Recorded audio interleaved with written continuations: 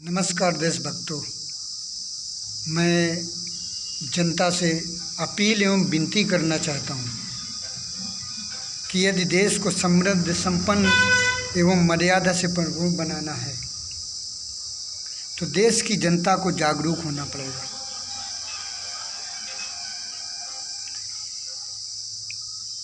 विकसित देश के लिए जनता खुदा होती है। जनता जो चाहेगी देश में रातों रात परिवर्तन आ सकता है। आज मोबाइल जो जनता की प्रत्येक गतिविधि का समीकरण करता है और जानकारी रखता है,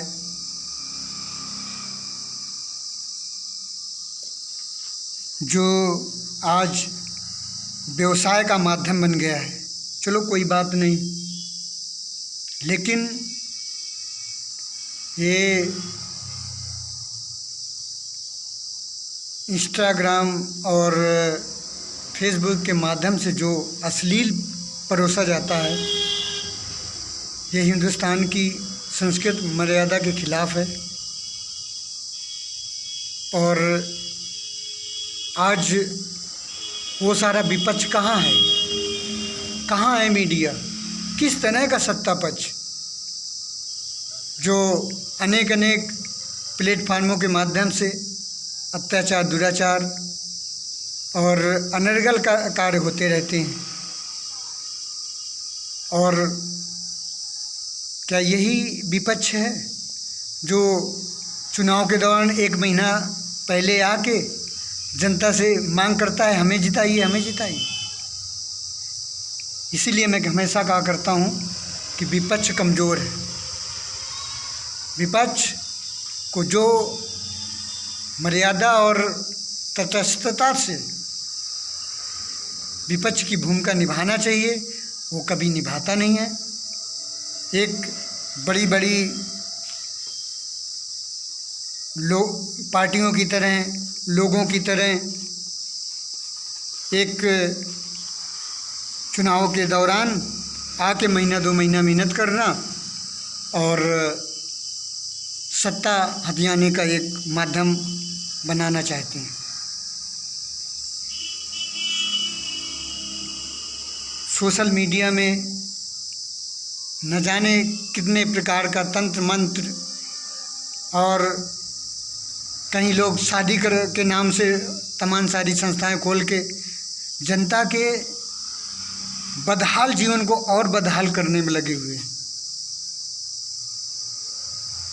इन सारी एजेंसियों को, इन सारे प्लेटफार्मों को, संस्थाओं को टाइट करने की जिम्मेदारी किसकी है?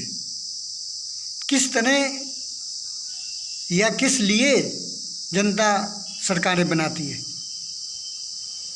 तो यह विपक्ष भी अपनी जो भूमिका निभाना चाहिए वो कभी नहीं भी निभा पाता, और एक बनी बनाई फसल, तैयार फसल को काटकर उसको लेना चाहता है और उसमें अंदर जाकर माल काटना चाहता है। ये सारी चीज़ें मुझे हमेशा गडकरी जी की बातें याद आती हैं। मैं कई उनके इंटरव्यू सुना या उनके विचार जाने हैं कि वो हमेशा ये कहते हैं कि अगर देश के अंदर कोई भी इंसान ऐसा लगता है कि मैं कोई गलत कर रहा हूँ तो वो खुलकर मेरे विरोध में बात करे और बताए कि ये यहाँ पर आपने भ्रष्टाचार किया है। और मैं बहुत ढेर सारे काम कराता हूँ और सब अच्छी तरह कराने की कोशिश करता हूँ। और जनता से मैं आज भी अपील करता हूँ कि मैं चुनाव के लिए कोई होल्डिंग, कोई वॉल पेंटिंग, कोई प्रचार, कोई किसी तरह का कटआउट नहीं लगाऊंगा। और मैंने अगर ईमानदारी से देश के अंदर देश की सेवा की है तो जनता मुझे चुने और जनता से मिलने में जाऊंगा। क्योंकि मैं अपनी बात बताऊंगा कि अगर मैंने ईमानदारी से मेहनत किया है और ईमानदारी से मैं कार्य करता हूं जनता के बीच में जाकर, तो मुझे वोट करिए। अगर ऐसा लगता है कि मैं ईमानदारी से काम नहीं करता हूं तो मुझे वोट ना करिए। कितनी बेहतरीन, पारदर्शी और स्वच्छ और पवित्र बात कही। और उन्होंने यहाँ तक भी कह दिया कि मैं कभी भी अपनी राजनीति में अपने बच्चों को नहीं लाऊंगा। बच्चे अपना व्यवसाय करें, अपना जो भी करना है करें। यहाँ पर राजनीति में आकर जो भी आगे की कड़ी में खड़े हैं देश की सेवा करने वाले, उनको मौका मिलना चाहिए। इस तरह से होना चाहिए। ये भाजपा ही नहीं, देश की सारी पार्टियों को सबक लेना चाहिए। इन ऐसे आदर्शों को अपने जीवन में उतार कर राजनीति में आना चाहिए।